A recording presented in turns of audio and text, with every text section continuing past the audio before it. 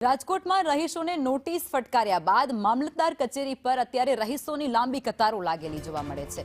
જંગલેશ્વરના રહીશોની મામલતદાર કચેરી બહાર લાંબી લાઈન લાગેલી છે।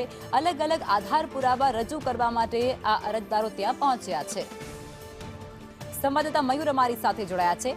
મયુર, રાજકોટના જંગલેશ્વરમાં રહીશોને નોટિસ ફટકારાઈ હતી અને ત્યારબાદ હવે જે કચેરી બહાર લાંબી કતાર જોવા મળી રહી છે નાગરિકોની। કરતા વધુ નોટિસો ફટકારવામાં આવી હતી। આ પૈકીના 800 લોકો છે તેમને આધાર પુરાવા સાથે પોતાની વાત રજૂઆત છે એ મામલતદાર અને પ્રાંત સમક્ષ રજૂ કરી હતી। બીજો મોકો કલેક્ટર તંત્ર દ્વારા આવા લોકોને આપવામાં આવ્યો છે કે જો તેઓ પાસે કોઈ આધાર પુરાવો હોય જમીનની માલિકાના તેઓ મામલતદાર કચેરીએ પોતાના આધાર પુરાવા રજૂ કરી શકે છે।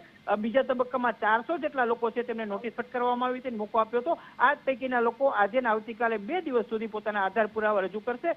જો એમના આધાર પુરાવા માન્ય રહેશે તો પછી આગળની કાર્યવાહી કલેક્ટર તંત્ર દ્વારા કરવામાં આવશે।